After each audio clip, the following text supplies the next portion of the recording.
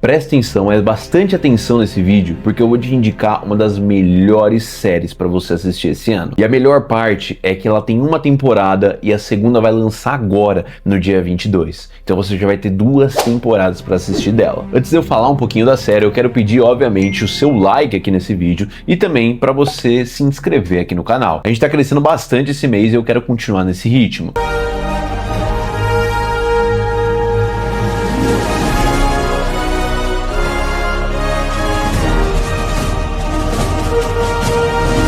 Uma série que mistura drama, suspense e vinho. Pode dar certo?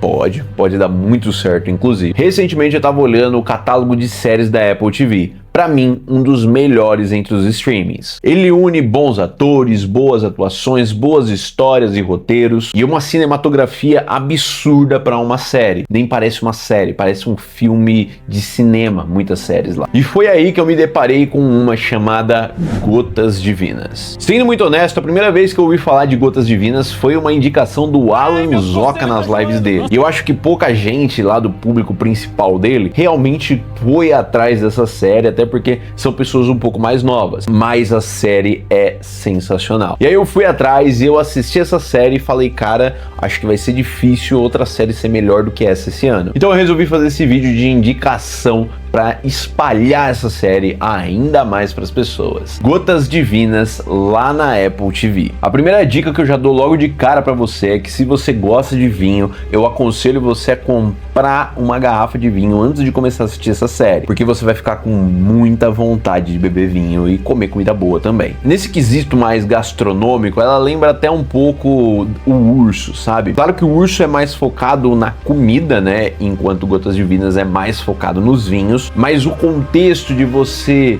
romantizar e deixar ainda mais bonito aquele produto, né, aquele prato de comida ou aquele vinho, tá lá, é a mesma ideia. Mas qual que é a história dessa série? Para começar, você tem que entender que Gotas Divinas foi inspirado em um mangá japonês. E é muito doido porque eu não sou um grande fã de histórias japonesas nesse quesito, né? Os mangás, animes, eu não gosto muito. Mas existem algumas que realmente são grandes pérolas da cultura. E essa é uma delas. Ela vendeu 5 milhões de cópias na época que lançou e ela influenciou demais o mercado de vinhos, principalmente no Japão. Quando eles transportaram a trama para a série, eles mudaram algumas coisas, só que de uma forma muito bem feita. Então vamos lá, o que acontece na série? A gente tá vendo o Alexander Leger, que é um bilionário do vinho, milionário do vinho. O cara tem a maior coleção de vinhos da história do mundo. O cara tem trocentas garrafas de vinho extremamente raras. E o cara ficou muito famoso fazendo um guia de vinho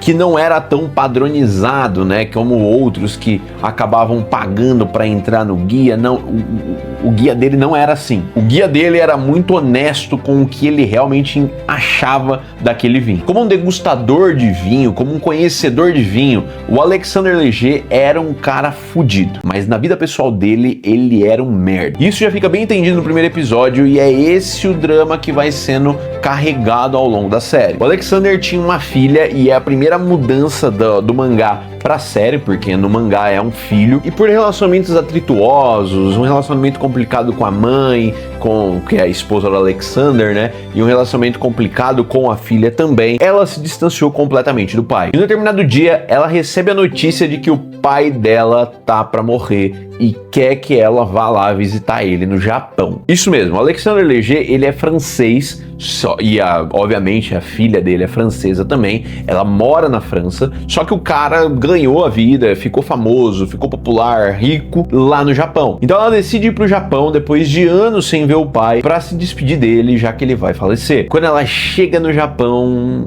ele já tinha morrido. Só que aí você fala, poxa, então já era, né? Então ela volta pra casa e acabou. Só que aí tem a herança desse cara. O Alexander tinha deixado uma herança milionária pra filha, que, cara, era muito absurdo. Só a casa que ele tinha no Japão valia tipo 13, 14 milhões, 15 milhões, é um bagulho absurdo. Só que o maior ouro ali era essa coleção de vinhos do cara. Dava milhões e milhões de dólares. Eu nem lembro quanto que era, porque eles falam em ien lá e tudo, eu não lembro quanto que era. Só que basicamente o herdeiro ia ficar muito rico. E aí que eles vão lê o testamento do cara e descobrem que esse cara era um grandíssimo filho da puta. Ele decidiu fazer uma competição entre a própria filha e um dos melhores alunos dele sobre vinho, que era o Issei, que é um japonês. Essa disputa é para descobrir quem era o melhor degustador de vinho, e quem ganhasse a disputa ia ficar com tudo, enquanto o outro que perdesse não ia ficar com nenhum centavo. Isso mesmo, ele botou a filha dele, que ele não via há anos, numa disputa sobre vinho e foda-se. E aí a gente vai entendendo um pouco mais da trama sobre ele, sobre família, né, e tudo mais, conforme a série vai passando.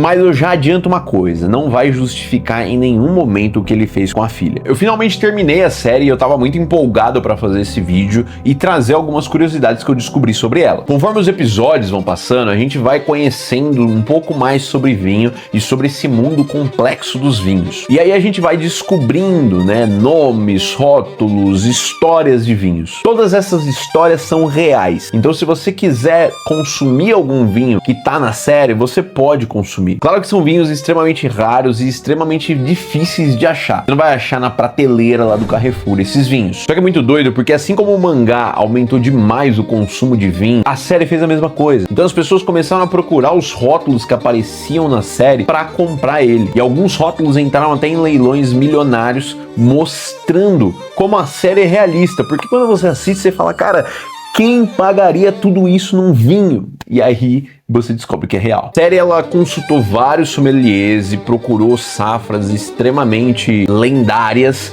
para colocar na série. E se você é do time da galera que gosta de assistir só coisa dublada, essa série vai ter um problema pra você, porque as partes que são dubladas em português são apenas as partes que são faladas em francês. Essa série, ela é trilingue, já logo de cara, assim começa o episódio, já aparece isso pra espantar os preconceituosos. Porque sim, tem muita gente que tem um preconceito com outras falas. Eu nunca entendi isso. Ai, eu só consigo escutar o filme em inglês, eu não consigo escutar. Ah, mano, vai, pelo amor de Deus, cara, para de ser tonto. Como essa série se passa, uma parte na França, outra parte no Japão, ela é falada muitas cenas em francês, outras em japonês e algumas também em inglês. E apenas as partes que são em francês, que seria a língua principal da série, já que o Alexandre Leger é francês e a Camille, que é a filha dele, é a protagonista da série e é francesa, então é a língua principal. Então se você vai assistir dublado, só as partes que é em francês vão ser dubladas em português. O resto não, o resto é legenda e tudo mais. Então eu aconselho você assistir legendado para ter uma experiência mais completa dessa série. E é legal porque ela reflete muito essa cultura do vinho, né? Como que o vinho é produzido, os lugares que eles são produzidos. Então tem cenas que acontecem na França, você entende como é o consumo de vinho na França, como que eles produzem e tudo. Tem cena que acontece no Japão e você entende que também o mercado de vinho no Japão é gigantesco. É bem legal essas distinções de culturas do vinho, né? Focando no vinho. Isso é bem legal. Mas agora falando um pouquinho da parte técnica da série, eu acho a série linda. Ela tem imagens muito bonitas. Ela tem uma fotografia, na verdade, muito bonita. Eu acho que a ideia deles de trazer os conceitos de sonho, né? Só pra... Não é um spoiler, tá? Mas basicamente, quando a Camila, ela sente o cheiro, sente o aroma, degusta um vinho, é transportada para um mundo onde ela vai descobrindo cada um dos ingredientes que tem dentro daquele vinho. E esse mundo, né, lúdico, mental dela, é muito bem representado. Eu achei extremamente bem representado e ele vai se escalonando, sabe? Até na reta final da série. Outra coisa é a atuação. Tem pouquíssimos atores nessa série que são de fato que você olha e fala, meu, eles são um pouquinho mais fracos. A maioria são atores muito fortes, muito expressivos, trazem um peso junto com a atuação deles, assim, de estrela mesmo, sabe? Os caras são realmente muito bons. E é interessante isso porque a Apple, ela traz séries com atores gigantescos. Então você tem série lá com Jake Gyllenhaal, Cate Blanchett, Idris Elba. Só que nessa série eles não procuraram esses grandes atores famosos, né? Até porque ela não é uma produção americana, né? Ela é uma produção francesa. Acho que francês e japonês, não sei direito. Só que os atores, eles são bons pra caramba, cara. Antigamente a gente tinha séries de televisão com atores que eram eram mais fracos, isso daí era normal. Até porque eram atores que estavam começando, o pagamento deles não era lá aquelas coisas por episódio, a expressão que eles precisavam entregar naquela série às vezes não era tão impactante. Isso mudou um pouco na época do Lost, porque o Lost trazia muitos atores fortes pra dentro